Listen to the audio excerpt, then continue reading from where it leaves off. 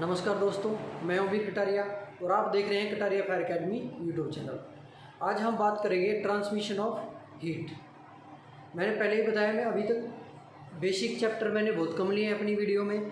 सारे ही प्रैक्टिकल वाले जो कि एक एक्सपीरियंस होल्डर को रिक्वायरमेंट होती है, मैंने वो ही वीडियो अभी तक अपलोड की है। एक दो ही वीडियो हैं जो मैंने बेसिक पे बनाई हैं और वो भी डिमांड के अकॉर्डिंग। और ये भी कमेंट आया मेरे पास 2-3 बार कि सर ट्रांसमिशन ऑफ हीट, ताप का स्थानांतरण के बारे में वीडियो बना करके बताइए, समझाइए। तो मैं आज ये वीडियो लेकर के आया हूँ ट्रांसमिशन ऑफ हीट के बारे में। इसके बारे में आपको समझाने की कोशिश करूँगा और आज ये वीडियो हम बनाएंगे। तो वीडियो स्टार्ट करने से पहले आप लोगों से एक रिक्वेस्ट है, अगर आप चैनल पे नए हैं तो प्लीज़ चैनल को सब्सक्राइब कीजिए, बेल आइकन का बटन ज़रूर दबाएं और वीडियो अगर पसंद आती है तो लाइक, कमेंट और शेयर करना ना भूलें। तो वीडियो स्टार्ट करते हैं। सबसे पहले हम जानेंगे ट्रांसमिशन ऑफ हीट का फायर में काम क्या है, हमें इसको पढ़ने की ज़रूरत क्या है। तो मैं आपको बता दूं, आग के बढ़ने का जो रीज़न होता है वो हीट ही होता है। हीट के कारण ही आग एक दूसरे पार्टियंस में पहुंचती है, या एक यूनिट से दूसरे यूनिट में पहुंचती है, या किसी एक धातु से दूसरे धातु में, या किसी एक फ्लेमेबल लिक्विड या ठोस पदार्थ से दूसरे पदार्थ में जो लगती है, जो उसके अंदर आग जाने का रीज़न होता है, वो हीट ट्रांसफ़र के कारण ही होता है। हीट ट्रांसफ़र के माध्यम से ही होता है। एक छोटा सा एग्जांपल बताता हूँ मैं तीनों। और ट्रांसमिशन ऑफ हीट के 3 पार्ट होते हैं, मैं वो आपको तीनों बताऊंगा। उससे पहले मैं एक छोटा सा एग्जांपल दूंगा ताकि आपको ट्रांसमिशन ऑफ हीट के बारे में अच्छे से समझ आएगा। आप लोगों ने देखा होगा घरों में भी कई बार हम क्या करते हैं, घरों में अंगीठी जला करके छोड़ देते हैं।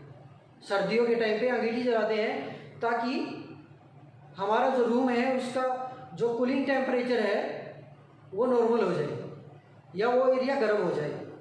तो हम अंगीठी जला करके छोड़ देते हैं और फिर क्या होता है, मान लिया हमारे रूम का टेम्परेचर 75 डिग्री है, सपोज दैट 75 डिग्री है, और ये अब हमें यहाँ पे ठंड लग रही है। हम क्या करते हैं, यहाँ पे अंगीठी जला देते हैं या हीटर जला देते हैं। हीटर जलाने से क्या होता है, हीटर अपनी हीट छोड़ता है और हीट छोड़ के जो हीट है वो हाई टेम्परेचर से लो टेम्परेचर की तरफ दौड़ती है।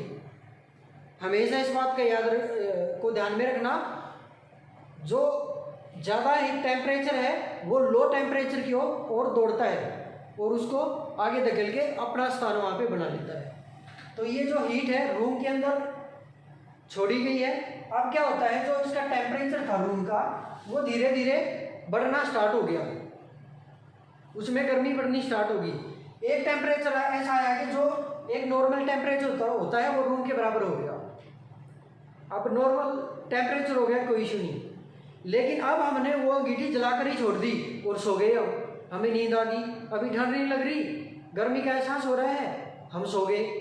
तो एक ऐसा टाइम आएगा उस हीट को उस रूम से बाहर जाने का रास्ता नहीं मिलेगा।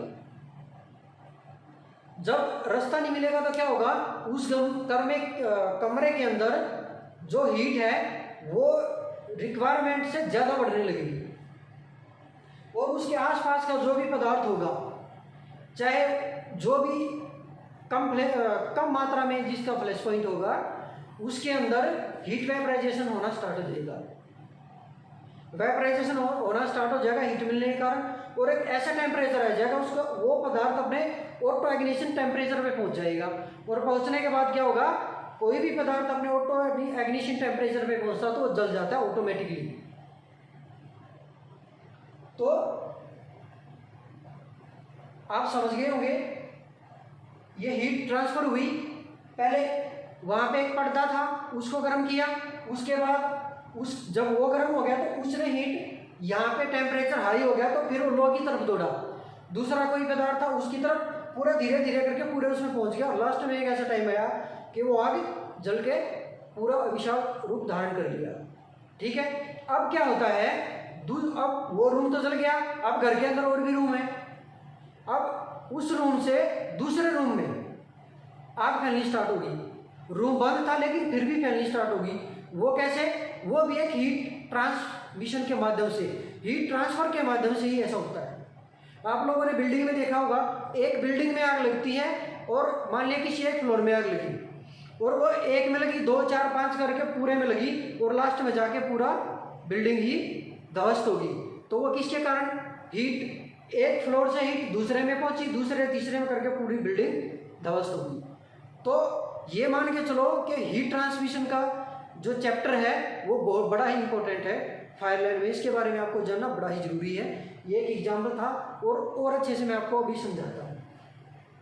तो जितने भी पदार्थ होते हैं उनमें 3 तरह से हीट ट्रांसफर होती है। नंबर 1 कंडक्शन, चालन विधि के द्वारा। दूसरा कन्वेंशन, संवहन विधि के द्वारा।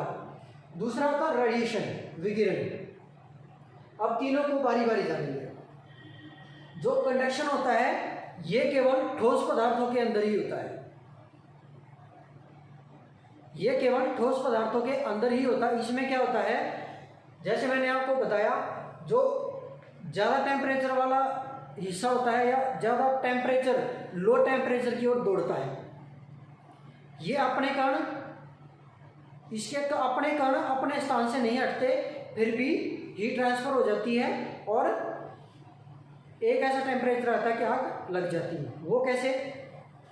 एग्जाम्पल बताता हूँ मैं। हम घरों में क्या करते हैं,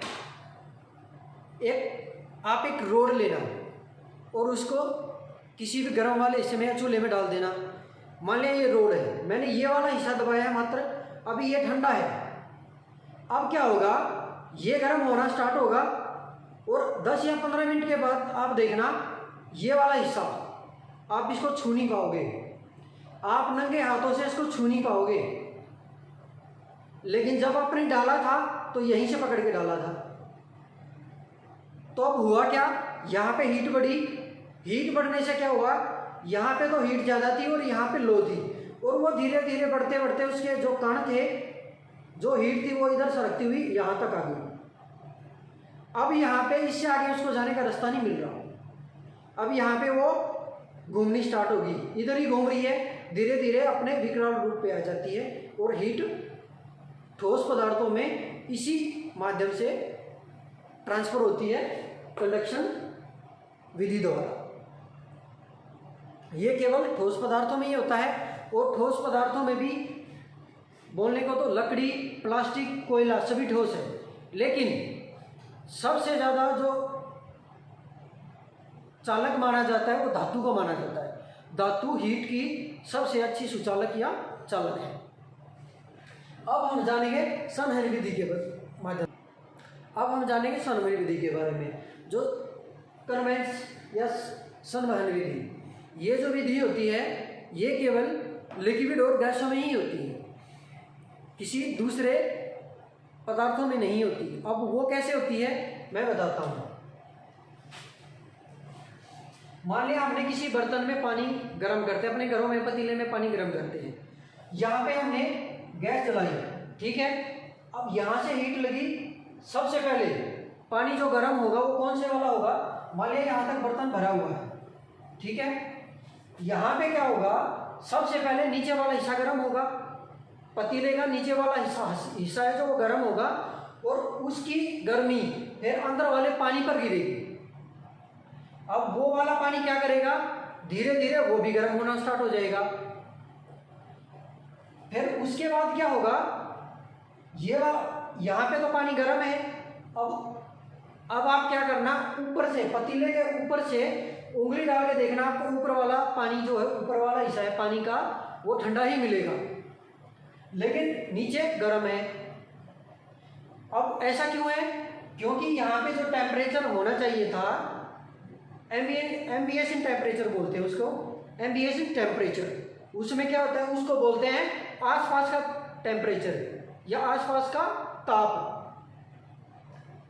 इसके पास का ताप ये हुआ पानी वाला, ये यहाँ पे ये वाला गर्म होता है, इसके कण है वो गर्म होने के बाद क्या होते हैं, जैसे मैंने आपको बताया था, ज़्यादा हीट लो की तरफ दौड़ती है तो ये वाला पानी पूरा गर्म हो जाता है, उसके बाद ऊपर वाले हिस्से में पहुंचता है, ऊपर वाले पानी के कणों को लेता है, उनको गर्मी देता है, फिर वो नीचे की तरफ आने स्टार्ट होते हैं, वो फिर गर्म हो जाते हैं और इसी तरह ये ऊपर जाएंगे, फिर ऐसे इसके अंदर एक कणों का सर्कुलेशन चालू हो जाता है और हीट जो है उसके अंदर फैलनी स्टार्ट हो जाती है और लास्ट में जा कर के पतीले के अंदर भरा पूरा का पूरा पानी गर्म हो जाता है।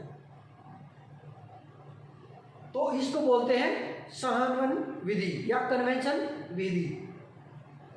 इसी के माध्यम से आग भड़कती है। ये तीनों ही उसके रीजन है, बट पदार्थों के ट्रांसफर हीट के कारण उनको अलग अलग डिफाइन किया गया है। ये कन्वेंशन विधि के कारण होता है, संवहन विधि के कारण होता है, और ये जो होता है वो केवल लिक्विड और गैस पदार्थों में ही होता है।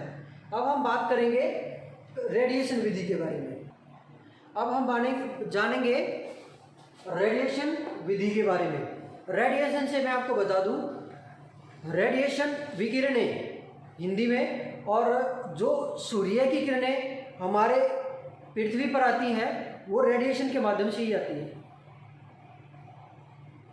वो रेडिएशन के माध्यम से ही आती हैं।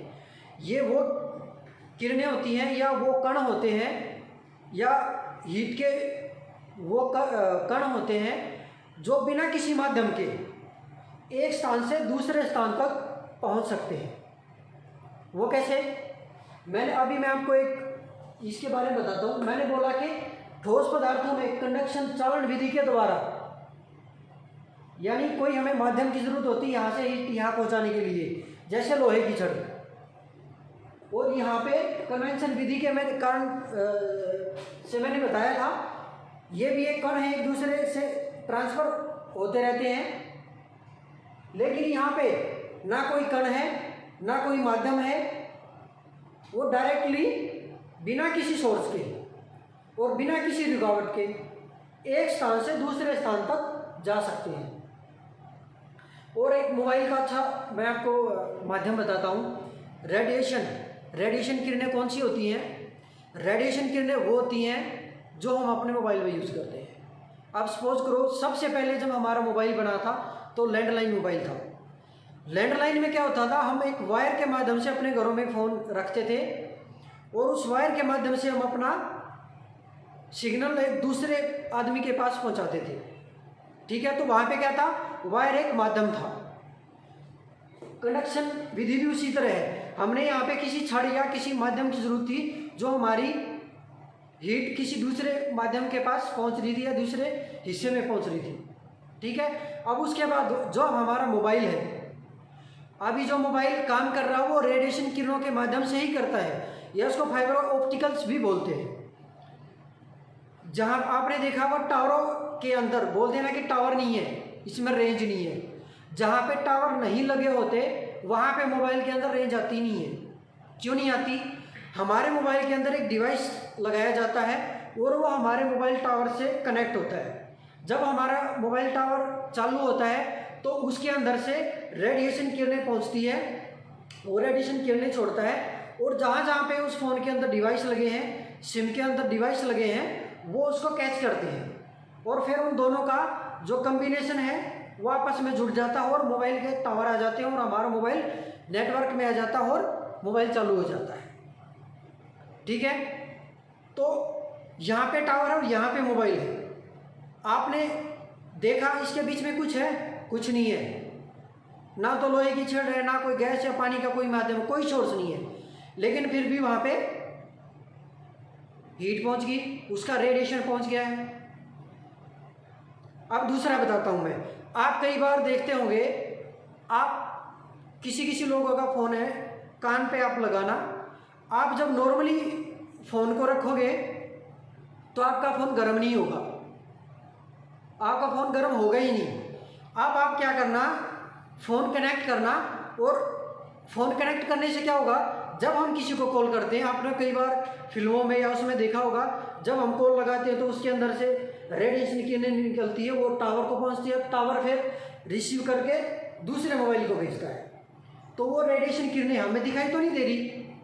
मैं किसी भी अपने फ्रेंड को कॉल करता हूँ तो वो कॉल पहले टावर को जाती है, वो रेडिएशन के माध्यम से वहाँ पे जाती है, ठीक है। अब बात करता हूँ जो मैंने गर्म होने की बात की थी। जब मैं कॉल करता हूँ तो उसके अंदर से रेडिएशन किरणें निकलती है और वो दूसरे मोबाइल टावर से कनेक्ट हो जाती है। अब कनेक्ट होने से क्या होता है, रेडिएशन का जो सोर्स था अब वो धीरे धीरे बढ़ने लग गया है, क्योंकि हमने बात करना स्टार्ट कर दिया है, रेडिएशन चालू है। और धीरे धीरे क्या होता है, आपका फ़ोन गर्म होता चला जाता है और एक ऐसा टेम्परेचर आता है, कई बार फ़ोन ब्लास्ट भी हो जाते हैं। और ऐसी खबरें आपने टेलीविज़न न्यूज़ में भी सुना होगा। तो वो जो क्रिया हो रही है वो रेडिएशन के कारण ही हो रही है। तो रेडिएशन हीट पहुंचाने के लिए इसको किसी की माध्यम की ज़रूरत नहीं होती। अब बात करता हूं कि इसका हमारा फायर लाइन में कैसे प्रयोग होता है, कैसे ये रेडिएशन काम करता है।